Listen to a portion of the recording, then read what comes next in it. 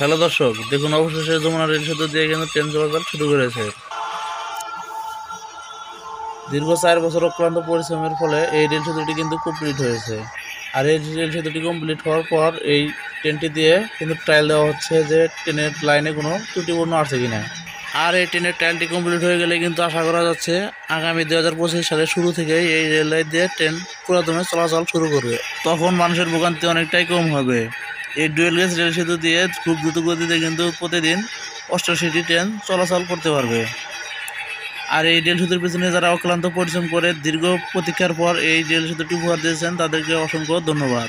আর এটি বাংলাদেশের সর্ববৃহৎ ডুয়েল গেজ রেল সেতু, যার দৈর্ঘ্য 4.8 কিলোমিটার।